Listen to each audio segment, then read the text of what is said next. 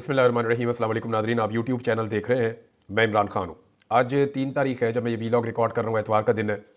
और 3 नवंबर 2022 को, आज से 2 साल पहले, इमरान खान साहब को गोलियाँ लगी थी और उनके ऊपर अटैक हुआ था जब वो कंटेनर के ऊपर सवार थे और वो वज़ीराबाद से गुजर रहे थे।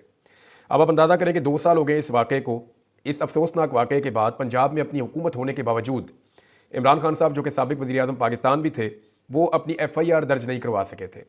और आज के दिन तक इस हवाले से डेवलपमेंट क्या है, अब आप ये देख लीजिए। एक तो 2 साल से इमरान खान पर कातलाना हमले के केस में जियो फेंसिंग नहीं हो सकी, इमरान खान साहब की दरख्वास्त पर मुकदमा तक दर्ज ना हो सका, और मुकदमा मुद्दई जो है वो सब इंस्पेक्टर आमिर शहजाद जो है वो भी पुरस्रार तौर पर मुकदमा दर्ज होने के 6 माह के बाद दिल का दौरा पड़ने से इंतकाल कर गया था और मुतलका DSP और जॉइंट इन्वेस्टिगेशन टीम के सामने पेश ही नहीं हुआ। उसने किसी को अहमियत ही नहीं दी DSP ने। अब अंदाज़ा करें, आपके पंजाब में हुकूमत भी इमरान खान साहब की थी, वो अपनी FIR नहीं करवा पा रहे थे, लेकिन इसके बावजूद इमरान खान साहब ने इस दिन एक चीज़ साबित की थी। उन्होंने साबित किया था कि इमरान खान गुफ्तार का गाजी नहीं है। नॉर्मली हमारे यहाँ पे गुफ्तार के गाजी होते हैं ना, बड़ी बड़ी बातें करते हैं, बड़ी बड़ी डींगे मारते हैं, लेकिन फिर वो जब प्रैक्टिकली चीज़ें सामने आती हैं तो मुकाबला कर नहीं पाते। बहुत सारे गुफ्तार के गाजी पाकिस्तान में मौजूद हैं। नॉर्मली उनको रंगबाज भी कहते हैं ऐसे लोगों को, लेकिन इमरान खान ने बताया कि वो गुफ्तार का गाजी नहीं है। उसने गोलियां खाने के बावजूद जिस कैरेक्टर का उसने मुजाहरा किया, जैसे इमरान खान साहब ने बाहर आकर अपने लोगों को हौसला दिया, जख्मी हालत में निकलकर मुक्का लहराया, ये सारी चीज़ें आम आदमी नहीं कर सकता। इमरान खान ने ज़ुबान से नहीं कहा था कि मैं कुर्बानी दूंगा, बल्कि उसने कुर्बानी देकर दिखाई। और आज भी इमरान खान डटा हुआ अपने मौक़िफ़ के ऊपर। तमाम तर ऑफर्स के बावजूद और तमाम तर जुल्म और तशद्दुद के बावजूद उसने कहा मैं गिरफ्तार भी हो जाऊंगा, और वो हो गया। उसने कहा मैं आखिरी बंदा हूंगा, मैं आखिरी सांस तक लड़ूंगा। तो वो आपको लड़ता हुआ नजर आता है। जब सारे हार मान जाते हैं, टूट जाते हैं, लोग मायूस हो जाते हैं, तो वो अकेला खड़ा रहता है। और ऐसा हमने एक दफ़ा नहीं, कई दफ़ा होते हुए देखा है। बहुत सारे तजर्बे किए इस निज़ाम ने, नए तजर्बे किए, जितने पुराने आजमूदा तरीके थे सारे इमरान खान पे पत्ते आजमा के देख लिए, लेकिन वो आदमी अपनी जगह से नहीं हिला।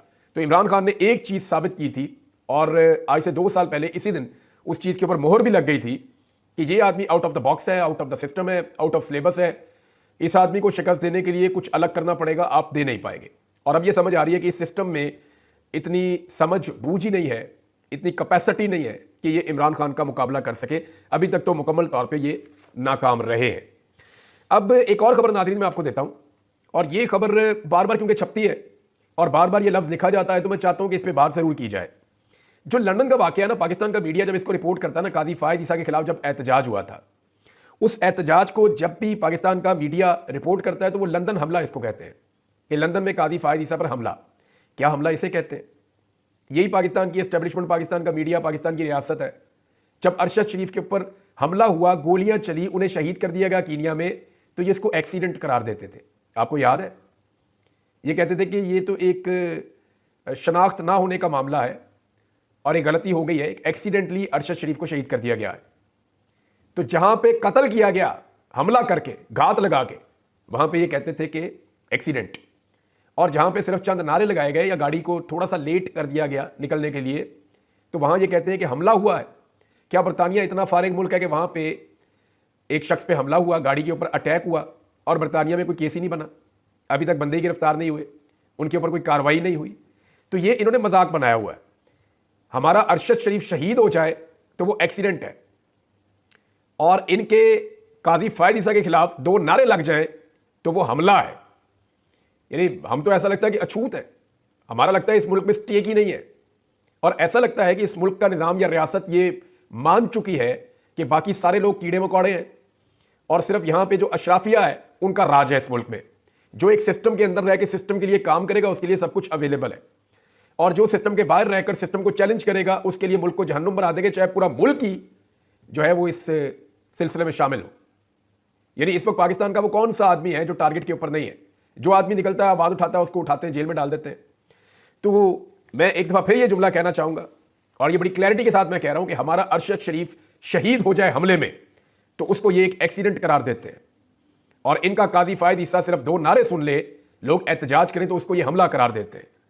लेकिन अंदाज़ा कीजिए कि एक मुल्क कीनिया और एक मुल्क बरतानिया है। बरतानिया में काजी फ़ायद ईसा के ऊपर हमले का कोई सबूत मौजूद नहीं है, ना हमला, वहाँ कोई कार्रवाई हुई कानूनी तौर पर आप इसको कह नहीं सकते। और कीनिया में बिल आखिर वहाँ की अदालत ने साबित किया कि वो एक हमला था, वो एक ज्यादती थी, और वो एक हादसा नहीं था। तो बाहर हमें इंसाफ मिल रहा है, लेकिन पाकिस्तान के अंदर अब तक हमें इंसाफ नहीं मिल रहा। कैप्टन सफदर ने नादरीन एक स्टेटमेंट दिया है, और जब भी कभी शरीफ खानदान भगौड़ा बनता है या पाकिस्तान से निकलने की कोशिश करता है और ये बाहर के रास्ते ढूंढते हैं, तो उस वक्त कैप्टन सफदर इनकी ऐसी तैसी फेरना शुरू कर देते हैं। कैप्टन सफदर साहब का स्टेटमेंट बड़ा सादा है, लेकिन कहानी पूरी सुना दी उन्होंने कहा जी, नवाज शरीफ साहब को मानसेरा के इलेक्शन में उन्होंने हराया, जो नवाज शरीफ को लंदन से पाकिस्तान लेकर आए थे। अब ये वो एस्टेब्लिशमेंट को एक्चुअली कह रहे हैं, इसमें ये भी कह रहे हैं कि आप सलूट मारे एक खास जगह के ऊपर, अवाम में आपकी मकबूलियत है या नहीं है, आपको 47 का फार्म पकड़ा दिया जाता है।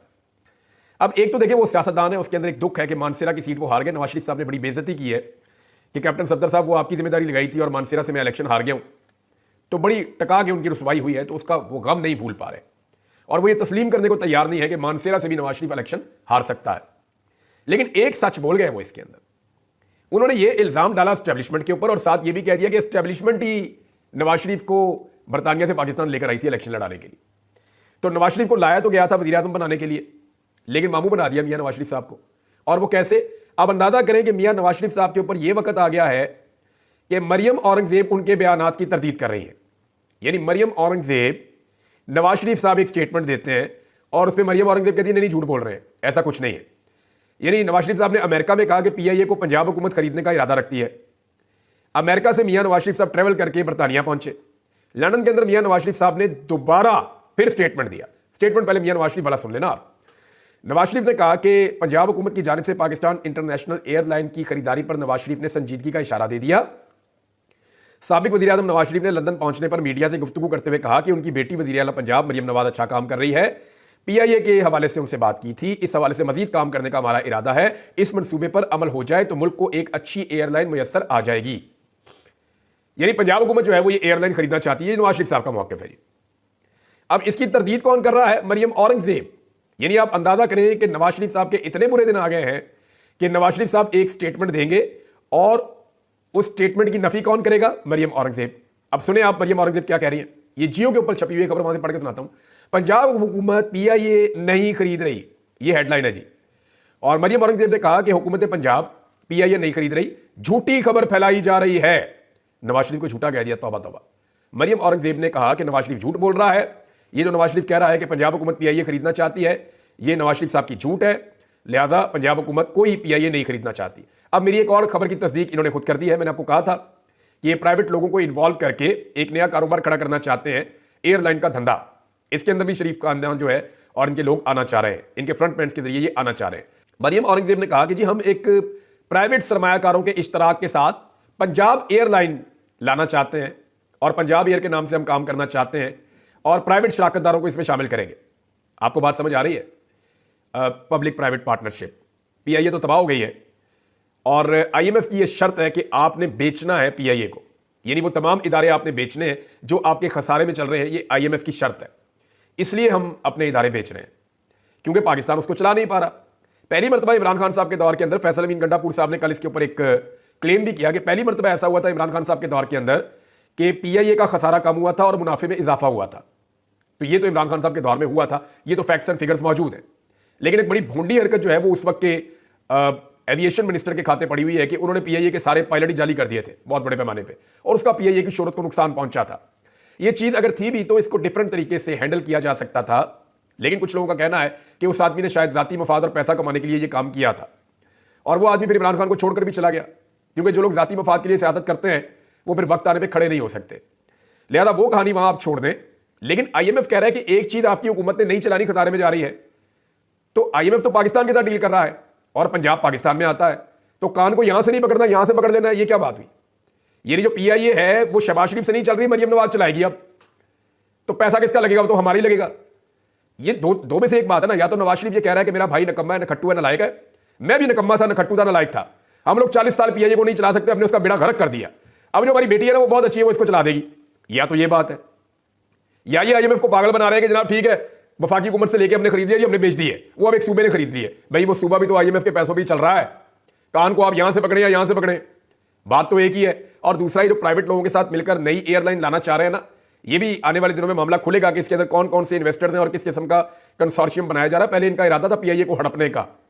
जब खैबर पख्तूनख्वा की हुकूमत बीच में पड़ी कि हमें दे दे, तो फिर पीआईए हड़पने का जो इनका जो इरादा था वो काफ़ी हद तक उसके ऊपर ओस पड़ गई है। अब हालत इनकी ये है कि मरीम नवाज साहिबा 5 तारीख को अपने इलाज के लिए बरतानिया तशरीफ़ ले जा रही हैं। ये मैं आपको खबर दोबारा बता देता हूं कि मरीम नवाज साहिबा 5 नवंबर को बरतानिया जाएंगी। ये खबर डॉन अखबार में छपी है और उनको जो बीमारी लगी है जिसके इलाज के लिए वो जा रही है वो गले की इन्फेक्शन। ये नॉर्मली लाहौर में आप चले जाए हर दूसरे बच्चे को हुई है। गले की इन्फेक्शन जो है वो आपको हर घर के अंदर कोई 1 2 4 बंदे मिल जाते हैं गले के इन्फेक्शन वाले। खासतौर पर स्मोक के दिनों में ये ज़्यादा प्रॉब्लम हो जाता है। लोगों को फ्लू हो जाता है, लोगों को हेडेक होती है, साथ में लोगों को ये गले की इन्फेक्शन हो जाती है। तो गले की बीमारियां ENT स्पेशलिस्ट जगह जगह गलियों में, मोहल्लों में, क्लिनिक्स के ऊपर, अस्पतालों के अंदर बैठे हुए दड़ादड़ लोगों को दवाइयां दे रहे हैं। तो इस सीजन में ये होता है। तो मरीम नवाज साहिबा जनाब अखबारी रिपोर्ट के मुताबिक अपने गले की इन्फेक्शन का इलाज करवाने के लिए बरतानिया जा रही हैं। अब ये वो खानदान है जिसकी 40 साल हो गए हैं, वो इस सूबे के ऊपर हुकूमत कर रहा है, इस मुल्क पे हुकूमत कर रहा है। तीसरी नस्ल की इनकी सियासत चल रही है। सूबा ज्यादातर इन्हीं के कंट्रोल में रहा है। एक ही खानदान का ये चौथा वजीर आला है, यानी वजारत उज़्मा इनके पास 5 दफा रही है। वजारत उज़्मा, हाँ, इनके पास वजारत उज़्मा 5 दफा रही है और वजारत आला इनके पास 6 दफा रही है इस सूबे की। मगर गले के इन्फेक्शन का इलाज इन्होंने बरतानिया से करवाना है। यास्मीन राशिद साहिबा कैंसर की पेशेंट है, जेल में बंद है, इनके वालिद को बदतरीन शिकस्त दी हुई है। वो पाकिस्तान के इलाज के अंदर, अस्पताल के अंदर इलाज नहीं करवा रही, वो जेल के अंदर अपना इलाज जारी रखे हुए। बहुत इमरजेंसी होती है तो बाहर आके अस्पताल में पहुंचती है। इमरान खान को गोलियां लगी, बदतरीन हादसा हुआ था उनके साथ 2013 में जब वो क्रेन से गिर गए थे नीचे, लिफ्टर से। बदतरीन हादसा हुआ था। उस वक्त वो पाकिस्तान से बाहर इलाज करवाने नहीं गया। इमरान खान साहब को गोलियां लगी, सबने कहा वो इलाज करवाने के लिए पाकिस्तान से बाहर नहीं गया। इमरान खान ने अगर कहा कि मेरा जीना मरना पाकिस्तान में, तो उसने साबित किया कि मेरा जीना मरना पाकिस्तान में। और ये लोग अपने इलाज के लिए इन 40 सालों में एक अस्पताल, एक डॉक्टर पैदा नहीं कर सके जो इस खानदान का इलाज करे। एक अजीबोगरीब खानदान है, इनको कब्ज भी हो जाती है, जाके बाहर से इलाज करवा लेते हैं। गले की इंफेक्शन है जी, बाहर से इलाज करवाने के लिए जाना है और नारे लगाते हैं कि पंजाब में हम सेहत का इनकलाब लेकर आ गए हैं। पंजाब में ऐसी सेहत होगी है कि पूरे पाकिस्तान से लोग पंजाब में इलाज करवाने जा रहे हैं। ये सब इनके बहाने हैं। एक्चुअली ये इनका मुल्क ही नहीं है, ये यहां पे सिर्फ इक्तदार के लिए आते हैं। थोड़े दिन पहले मरीम नवाज कह रही थी ना कि हमने यहीं पे रहना है, हमारे बच्चों ने यहीं पे रहना है, फौजियों ने यहीं पे रहना है, फौजियों के बच्चों ने यहीं पे रहना है, जजों ने यहीं पे रहना है, उनके बच्चों ने यहीं पे रहना है। इस तरह की कहानी दी हुई थी थोड़े दिन पहले पब्लिक को।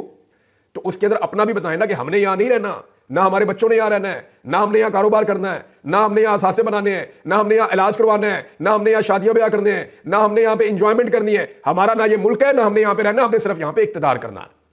यहां से हमने लुटमार करनी है, यहां हमने बदमाशी करनी है, यहां हमने रूल करना है। तो ये इस मुल्क में तो इसलिए आते हैं, ऐसा लगता है। और अब एक छोटे से इन्फेक्शन के इलाज के लिए मोहतरमा तशरीफ लेकर जा रही हैं बरतानिया। अल्लाह ताला इनको सेहत अता फरमाए। मेरी दुआ है कि अल्लाह इनको सेहत दे और इनको दिमागी सेहत भी अता फरमाए ताकि ये पाकिस्तान में भी कोई ऐसा अस्पताल बना सके। बहरहाल शेख वकास अकरम साहब का एक स्टेटमेंट आया इंतजार पंजूता साहब के हवाले से। इंतजार पंजूता साहब अपनी फैमिली के पास पहुंच गए हैं और पाकिस्तान एक अजीब मुल्क है जहाँ पे बाजियाब होने वाले को मुबारकबाद दी जाती है। यानी यहाँ पे अगवा करने वाले को पकड़ा नहीं जाता, अगवा करने वाले के खिलाफ कार्रवाई नहीं होती, जो जालिम है उसके खिलाफ किसी किस्म का आवाज़ नहीं उठाई जाती। लेकिन जो बेचारा बाजियाब हो जाता है, जिसके ऊपर जुल्म हुआ होता है, तो उस मजलूम को मुबारकबाद दी जाती है कि तुम्हें मुबारक हो, तुम्हारे ऊपर जुल्म वक्ती तौर पर रुक गया है और अब यह जुल्म किसी और के ऊपर होगा। यानी ये क्या मुबारकबाद देने वाली बात ही नहीं, ये तो अफसोस करने वाली बात है। शेख वकास अकरम साहब कह रहे हैं कि इंतजार भाई से 3 बजे मुलाकात हुई, हफ्तों बाद उन्हें देखकर दिली खुशी हुई। जिस अजियत से उनको गुजरना पड़ा, इसके बावजूद भी एक अजीब इत्मीनान देखा इनकी आंखों में। जिन पुलिस वालों ने एक ट्रॉमाटाइज शख्स की वीडियो अपने दफ्तर में बना के वायरल की, वो जूतों से मुरम्मत के काबिल है और IG ने उनके लिए कैश इनाम का ऐलान किया है। कुर्बानियों की लाजवाल दास्तानें लिखी जा रही हैं, ये शेख वकास अकरम साहब ने कहा। वैसे इंतजार पंजूथा वाला मामला जो है, इस पर पाकिस्तान तहरीक इंसाफ को मैं फिर कहूँगा आवाज़ उठानी चाहिए और सारे पार्लियामेंटेरियंस को इकट्ठे होकर सुप्रीम कोर्ट ऑफ पाकिस्तान जाना चाहिए। सेनेटर्स को और MNS को जाके सुप्रीम कोर्ट ऑफ पाकिस्तान के चीफ जस्टिस याह्या अफरीदी साहब की अदालत में बैठना चाहिए और उनसे दरखास्त करनी चाहिए कि जनाब आपका एक वकील अगवा हुआ था, उसे अपनी अदालत में बुलाएं और बुलाकर पूछें और इंसाफ दें और अगवाकारी का जो सिलसिला पाकिस्तान में बंद करें। या तो इस मुल्क के अंदर सरमायाकारी होगी या फिर इस मुल्क के अंदर अगवाकारी होगी। आखिरी खबर नाज़रीन वही है कि पाकिस्तान तहरीक इंसाफ अपनी तैयारियां कर रही है एहतजाज के हवाले से और धड़ाधड़ उनकी कंपेन चल रही है। गली मोहल्ले के लेवल पे, यूनियन काउंसिल के लेवल पे, हर जगह पे वो लोगों को मोटिवेट कर रहे हैं। तो क्या पाकिस्तान तहरीक इंसाफ जो थोड़ी सी मायूसी उनके अंदर पैदा हुई थी, उसको झटक के दोबारा पूरी ताकत से बाहर निकल आएगी?